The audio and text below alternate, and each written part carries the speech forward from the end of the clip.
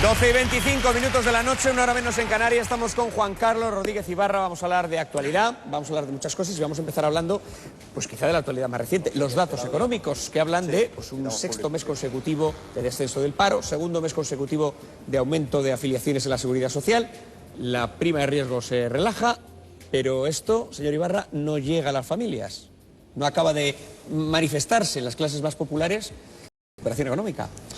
Da la sensación de que las cuentas del gobierno van muy bien y las cuentas del país muy mal.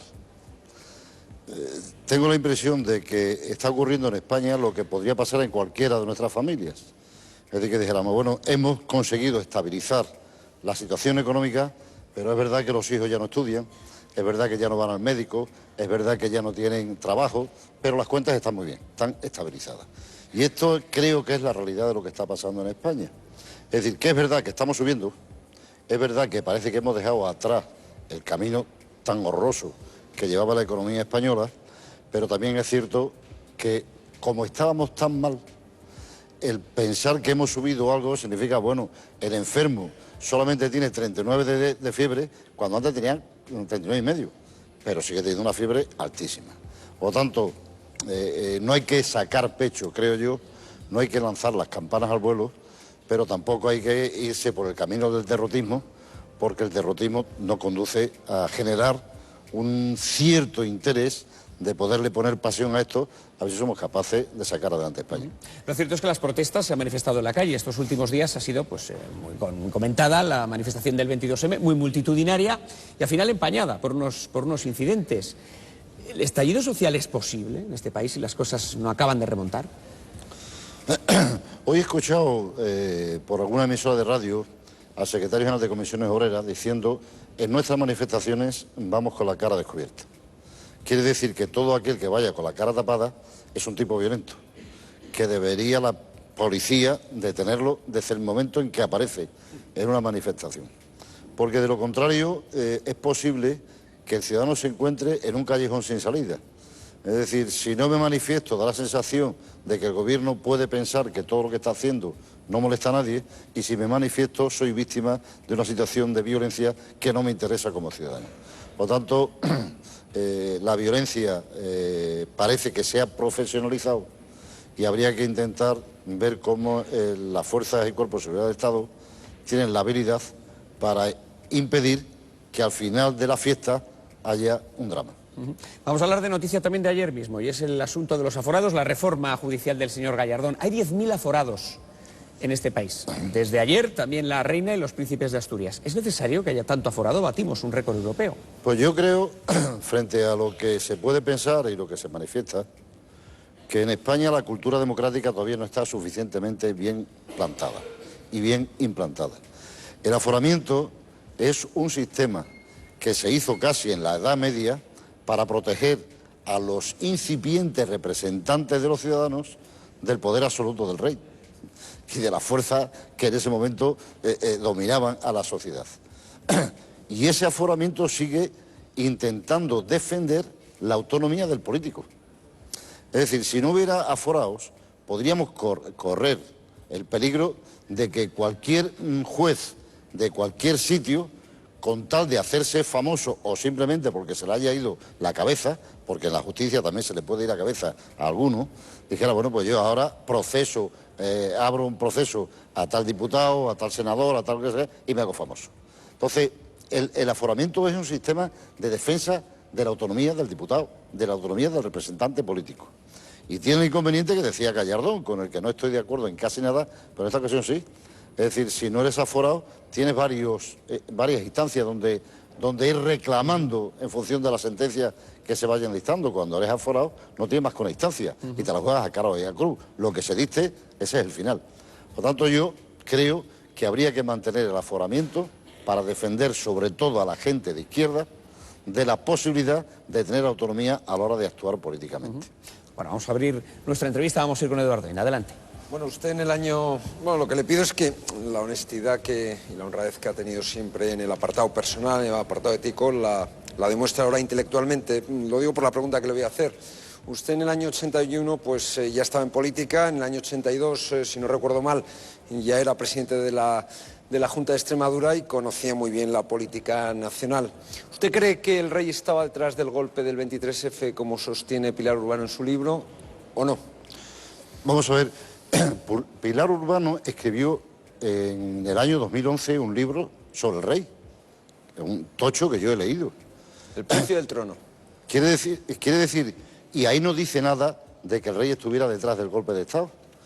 Si se lo contó Adolfo Suárez, como ella dice, Adolfo Suárez se lo tendría que haber contado antes de 2003, porque en el 2003 ya perdió la cabeza. Si se lo contó antes de 2003, ¿cómo es que Pilar Urbano lo oculta en el 2011 y lo publica en el 2014, coincidiendo con la muerte de Adolfo Suárez? No, mire usted, yo creo que el rey salvó a España del golpe de Estado.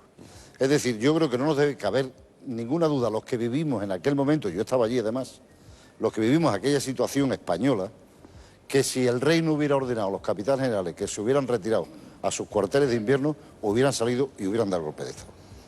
Es decir, el rey lo tenía sencillísimo. Si hubiera querido que el golpe hubiera triunfado, nada más que descuelga el teléfono de su despacho, da la orden de que adelante y hubieran ido para adelante. Luego, si el rey estaba detrás del golpe, el golpe tenía que haber triunfado. Segunda cuestión, dice que Felipe González, por ejemplo, estaba dispuesto a ser vicepresidente de un gobierno presidido por Armada. Pero casualmente el único que no lo sabía era Suárez. Y el único que no se tira al suelo es Suárez. Y todos los demás, que por lo visto estábamos en el golpe, nos tiramos al suelo.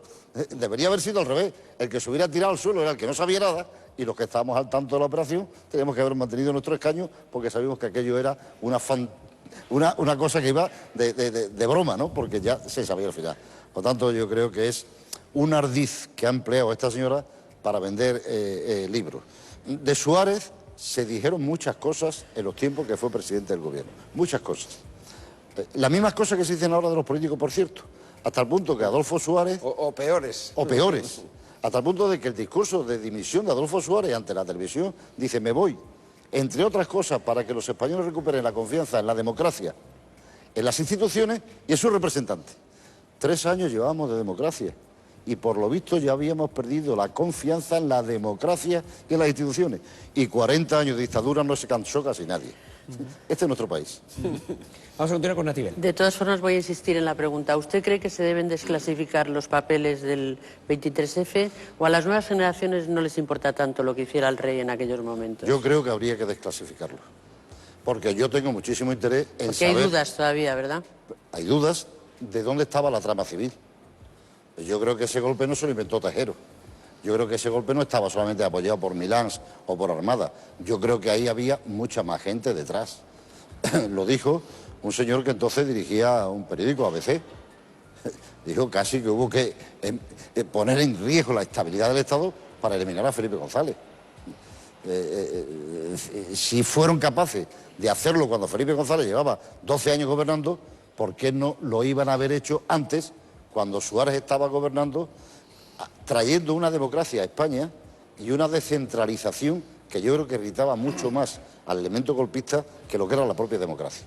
Por lo tanto, yo creo que sí habría, como en aquel tiempo además, todas las conversaciones que se hicieron desde el Congreso de los Diputados se grabaron por telefónica, habría que intentar que esas cintas pudiéramos conocerlas y saber qué es lo que se habló allí. Yo creo que sí. Voy a preguntarle otra cosa. ¿Cree usted la situación tan delicada como para que el cardenal Rouco Varela recuerde la guerra civil en el funeral de Estado de Adolfo Suárez? Yo creo que no. Vamos, estoy seguro que no. Afortunadamente, para nosotros y para nuestros hijos, la España de hoy no es la España del 36, ni de casualidad, ni que se aproxime.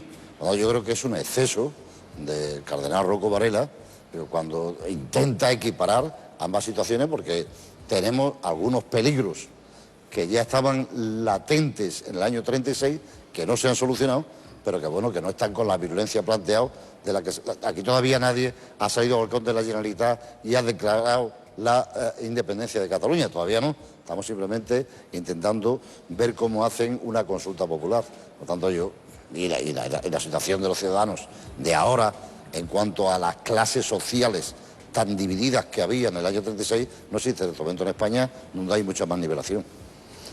Adelante, Jesús. Yo me gustaría insistir porque a mí lo que me tiene más sorprendido del caso de la polémica del libro de Pilar Urbano es más la reacción que el contenido que hasta ahora conozco del libro. Lo digo porque la relación del rey con la operación Armada y el empeño del rey en volver a nombrar a Armada en el Estado Mayor, etcétera, estaba relatado en los libros de Gregorio Morán y en otros muchos. Lo que no se había producido nunca es la reacción tan contundente de la Casa del Rey, la reacción de 6 exministros, de algunos editores, etcétera, etcétera. ¿Usted cree que se debe este cambio, esta diferencia de reacción, puede ser por la debilidad o la incertidumbre en la que estamos o por los riesgos que puede estar sufriendo el llamado sistema? Mire, estamos en unos momentos donde casi no estamos seguros de nada.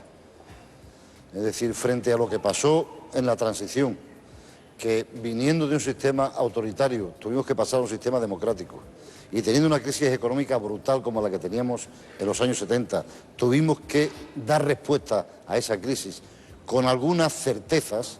En este momento las certezas han desaparecido de nuestro país. Es decir, primero, durante muchos años sabíamos que o gobernaba el centro izquierda o gobernaba el centro derecha, y que cuando fallaba el PP estaba el PSOE, cuando fallaba el PSOE estaba el PP. Ahora no sabemos qué es lo que va a pasar en función de lo que dicen las encuestas. Pero una cuestión sobre lo que hablabais antes. ¿Por qué no se ha derogado? La Ley de Secretos Oficiales es de 1968. Es decir, en 30 y tantos años de democracia, ¿por qué ni PP ni PSOE han derogado esa Ley de Secretos Oficiales para que conozcamos la verdad de la historia y los historiadores puedan narrarla? Pues no he estado nunca en el gobierno central y por lo tanto no he tenido la oportunidad de preocuparme y de interesarme por ese asunto. Tampoco la sociedad española ha manifestado un enorme interés en que se desclasificaran. Eran simplemente cosas de archiveros y cosas de estas que estaban muy interesados, pero no lo sé, ¿no? Es una pregunta a la que no puedo responder. Me imagino que los gobiernos habrán tenido sus razones que yo no conozco, pero si a mí me pregunta usted, yo creo que mañana mismo había que desclasificar. Es una forma de resolver una ley de secretos oficiales que nos equipare a las democracias como Estados Unidos, Francia, Inglaterra, donde efectivamente, pasados 25 o 30 años, los papeles dejan de ser secretos. Que si no, lo que se inducen es la sospecha, ¿no? Pero decía usted que la incertidumbre está provocada porque ya no tienen la certeza de que gobiernen centro izquierda o centro derecha. No se sabe, derecha. es decir, si las cosas van como van, ni PSOE ni PP van a tener una mayoría suficiente para gobernar. Pero es que los partidos emergentes tampoco. Y sabíamos ya lo que era PSOE y sabíamos lo que era PP. Lo que yo no sé todavía qué es Izquierda Unida o qué es UPyD. Sí, y por pero lo tanto, eso quiere decir... ahí me falta una referencia. Pero eso quiere decir que Extremadura, que está gobernada por PP con apoyo de IU, o Andalucía, que está gobernada por PSOE e IU, son ingobernables. No, eso yo no lo estoy diciendo. Estoy diciendo que estamos en unos momentos donde nos faltan algunas muletas para poder conducirnos. Que antes teníamos la seguridad de que o nos gobernaba el centro izquierda o nos gobernaba el centro derecha, y ahora no sabemos qué va a pasar. Yo no sé qué va a pasar en las próximas elecciones, porque si el PP se va al 30% y el PSOE al 30% o al 28, 26%, no sé lo que va a pasar en mi país, yo sé quién va a gobernar, por lo tanto esa certidumbre que la tenía antes, ahora no la tengo. Pero es que además antes tenía la certidumbre de que vivía en una monarquía parlamentaria. Pero oyendo a determinadas personas, no sé si vamos a tener una monarquía parlamentaria presidida por su majestad el rey Juan Carlos o que va a abdicar a favor del príncipe, no lo sé. Pero tampoco sé si va a haber una república. Y no sé si esa república, los que quieren la república, si va a ser de modelo americana o de modelo francesa, o de modelo portuguesa, o de modelo italiana. Es decir, no sé casi nada. Sé que la economía parece que va bien para el gobierno, pero escuchando a la gente en la calle parece que va muy mal. Sé que antes el Estado de Autonomía estaba consolidado. Ahora no sé muy bien exactamente dónde vamos a ir frente a aquellos que están diciendo que este es un sistema que ya no da más de sí. Por lo tanto, estoy muy ciego y eso me inquieta y me preocupa. ¿Cómo solucionamos esa inquietud en los años 70? Porque había, fíjese lo que era, pasar de una dictadura a una democracia. No sabíamos cómo hacerlo. ¿Cómo lo hicimos? Lo hicimos con un instrumento que se llamaba consenso. Eso fue lo que hicimos. Y eso es lo que podemos enseñar los mayores a los que están ahora gobernando. Oiga, teníamos la fe de que sacábamos a nuestro país adelante. Sabíamos que queríamos una democracia y sabíamos que lo teníamos que hacer con la colaboración de todos. Esto es lo que hicimos. ¿Y no se haría algo mal para que ahora estemos en la situación que estamos? Yo creo que ahora estamos en una situación de más Aparte de todas las incertidumbre luces todavía. que... Por lo tanto, mi diagnóstico sería, oiga, aprendan de cómo lo hicimos en el año 76-77. Eduardo. Cambiando de tercio, vamos al caso Bárcenas, que ha estado de moda otra vez esta semana. Y hemos visto que el juez dice que hay contabilidad en el PP, pero circunscribe los delitos o la comisión de estos delitos solo a un personaje, el señor Bárcenas. ¿Usted cree que se va a utilizar al señor Bárcenas como chivo expiatorio para salvar a toda la cúpula del PP? Mire usted, yo no sé exactamente qué es lo que va a ocurrir y qué es lo que va a pasar, y usted seguramente tiene más información porque investigan mucho más, con más rigor, la sospecha que yo puedo tener respecto a la financiación ilegal del Partido Popular. Pero sí le diré una cosa. Suárez era un presidente que fue admirado durante muchos años, sobre todo al final de su vida, porque se enfrentó al peligro más latente que en ese momento tenía la democracia española, que era el golpe de Estado. Se enfrentó valientemente. ¿Cuál es el peligro más latente que tiene la democracia española en estos momentos? La corrupción. Entonces, si el presidente del gobierno de España quiere ser recordado en el futuro, no como aquel señor que calentaba un sillón, sino como aquel señor que se la juega y que se la jugó, no tiene más remedio que enfrentarse al peligro que tiene la democracia en España en estos momentos, que es la corrupción. Caiga quien caiga, aunque caiga él. Porque Suárez se enfrentó y cayó. Pero eso es lo que hace grande a la gente. La gente solo se acordará en el futuro de aquellos que se jugaron el sillón y no tendrá ningún recuerdo para aquellos que lo calentaron. ¿Y qué le parece que la gente que cobraba sobresueldos en la cúpula del PP pues se vaya a ir de rositas, por ejemplo? Me parece una estafa, me parece una estafa. Y además me parece que es una ilegalidad. Mire, yo le puedo decir que mientras yo he sido presidente, la ley decía que no se podía cobrar más que un sueldo. Y eras incompatible con todo. Entonces no entiendo que se esté diciendo si el sueldo se cobra, y cuando era diputado también, no se podía cobrar más que de diputado. Y ahora están dándole vueltas a si lo declaraban Hacienda o no. Es que no podían cobrarlo. Es que estas son las reglas del juego. Si usted quiere ser diputado o presidente del gobierno, solo puede cobrar un sueldo. Solo, única y exclusivamente. Si usted lo declara el segundo a Hacienda, está cometiendo una estafa y una ilegalidad. ¿Usted cree que el dinero que tiene Bárcenas en Suiza es solo de Bárcenas? Yo creo que no. Yo creo que ese dinero no lo puede haber acumulado solo Bárcenas, quitando de las quitas de las comisiones. Ese dinero tiene que ser de más gente. Adelante, Natibel. Pues yo le voy a preguntar por su partido, no por el PP. Usted que ha pintado mucho en el PSOE, ahora ya no pinta tanto, aunque se le Según escuche. Pérez Navarro, no pinto nada, Bueno, porque no tengo cargo público. en cualquier caso... En cualquier no, caso... pero fíjese, perdón, Natibel, sí. que es sospechoso que en un partido de izquierda alguien diga, como usted no tiene un cargo público, usted ya no es nadie en el PSOE. 200.000 militantes no son nada en el PSOE, porque no tienen cargos públicos. Bueno, digo en la dirección del partido. En la dirección del partido. ¿Cómo interpreta que el PSOE vaya perdiendo letras? Yo veo en los mítines de Elena Valenciano que pone socialistas con una rosa en la T. Se ha quedado por el camino el Partido Obrero y Español. ¿Cómo lo ve? Pues con mucho disgusto y mucho sinsabor. No esperaba. Yo le he dedicado mi vida a este partido. Y hemos hecho aquello que podíamos hacer para emocionar. Yo creo que en estos momentos el Partido Socialista está dirigido por un grupo de personas que están pensando más en su interés que en el interés del partido. Es decir, era lo que estaba diciendo antes, tengo la sensación de que nos hemos acostumbrado a ver cómo calentamos ese sillón. Y yo creo que lo que hay que poner es pasión y jugársela. E intentar entender que la sociedad en la que está en estos momentos el Partido Socialista trabajando es una sociedad que no se compadece con nada con la sociedad de los años 80, en nada. Es decir, solamente, mire, la mayoría de los jóvenes son jóvenes que están viviendo una sociedad de respuesta inmediata. Si yo tengo una duda, consulto a Google y me la resuelve. Y por lo tanto no puedo esperar 4 años a que un partido político me dé una respuesta, porque tenemos que intentar hacer lo posible porque esa juventud tenga una respuesta inmediata por parte de un partido. Y para eso lo que hace falta es tener equipos cualificados y preparados, que no sea solamente el líder, sino que sea un conjunto de gente que esté en condiciones de dar respuesta a a los múltiples problemas que tiene planteada la sociedad en este momento. En definitiva, mi partido tendría que hacer lo que hicimos en los años 80, en el año 79. El Partido Socialista se presenta a las elecciones del 77 y saca un buen resultado, 117 diputados, un magnífico resultado, el mejor resultado de la izquierda española, pero no era suficiente para gobernar. Nos presentamos en las elecciones del 79 y sacamos 121 diputados, fantástico resultado, el mejor de la izquierda, pero muy lejos de una mayoría absoluta para gobernar. ¿Qué es lo que hicimos? Hicimos un congreso extraordinario donde le dimos la vuelta al partido, donde fuimos capaces de adaptar un partido que venía de la clandestinidad, de la revolución, del radicalismo, y adaptarlo a la sociedad del año 1980. Eso falta hacerlo ahora.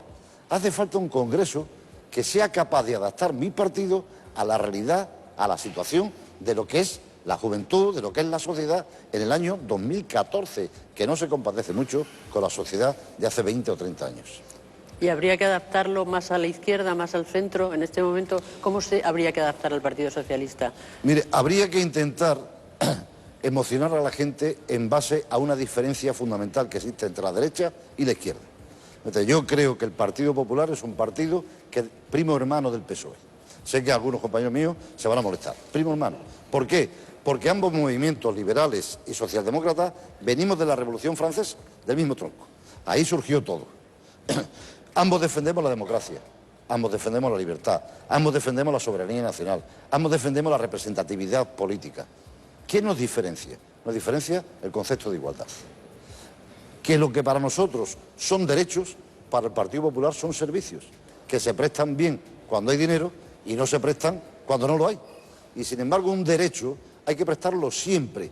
Cuando hay dinero se presta bien y cuando no hay dinero se busca el dinero.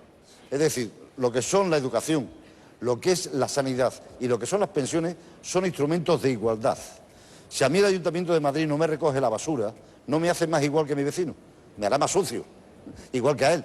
Pero si a mí el gobierno de España o de mi región no me garantiza una educación igual para mi hijo, cualquiera que sea su fortuna en relación con el vecino, entonces está destruyendo el concepto de igualdad.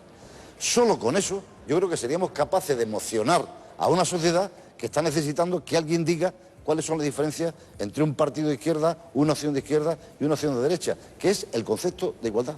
Jesús. Pero usted ha dibujado un panorama electoral de hundimiento del bipartidismo y, de hecho, hoy mismo ha escrito usted en el Confidencial que parece que todo indica que el PP o el PSOE tendrían que pactar, uno con Izquierda Unida o con UPyD, tendrían que buscar el apoyo. ¿Usted de qué es partidario? ¿De buscar el apoyo de Izquierda Unida, de la izquierda, o buscar el apoyo del centro-derecha, como plantea su compañero José Bono, que sería UPyD? No, yo, vamos a ver, a mí me hubiera gustado que en este tiempo, hubiera habido un pacto PSOE-PP. PP-PSOE. O sea, usted es partidario de la gran coalición a la alemana. Lo que no soy partidario es de que se haga el acuerdo en función de la necesidad de los partidos.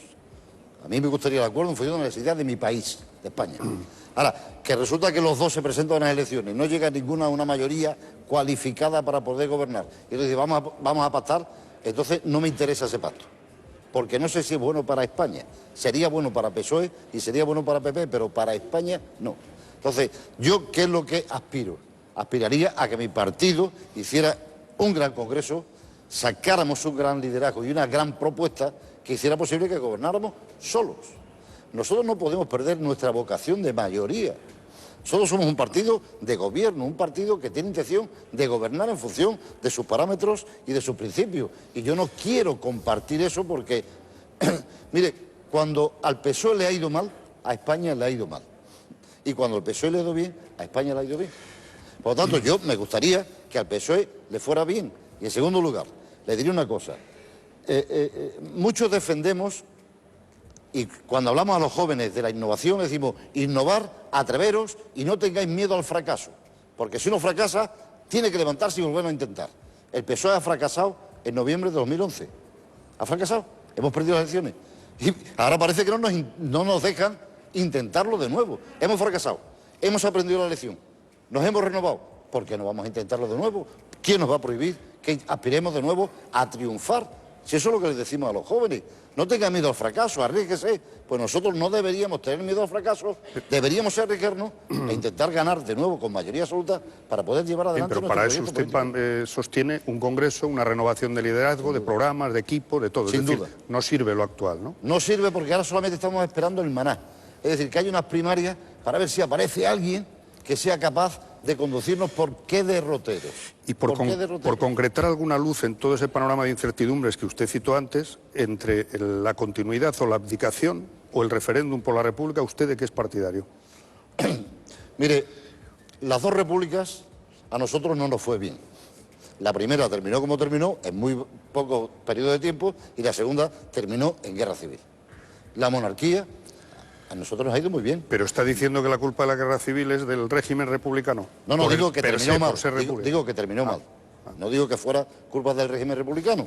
Todos tuvimos nuestros pecados, y algunos no veniales, precisamente, decía Ramón Rubial. Pero mire, yo no creo en los Reyes pero Magos. estaremos de acuerdo en que hubo un golpe de Estado. Sí, sin duda. Pero no fue mal a los españoles, no fue mal. Y con la monarquía llevamos 35 años sin que nos haya ido tan mal. Yo no creo en los Reyes Magos, pero todos los 5 de enero por la noche he hecho regalos. Y no se me ocurre tirarle de las barbas al rey porque aparece el concejal de mi pueblo. Así que yo no creo tampoco en la monarquía, pero no se me ocurre preguntarle al cirujano del rey de qué color tiene su sangre porque me pueda parecer que sea roja. Y por lo tanto yo quiero la fantasía, quiero seguir creyendo en la fantasía, como creo con los Reyes. Y hasta ahora me ha salido rentable creer en los Reyes Magos. Me han regalado más que yo he regalado. Señor Ibarra, muchísimas gracias de verdad por este tiempo que nos ha dedicado hoy a La Sexta Noche. Ha sido un auténtico placer tenerla aquí con nosotros esta noche, muy interesante. Gracias. Muchas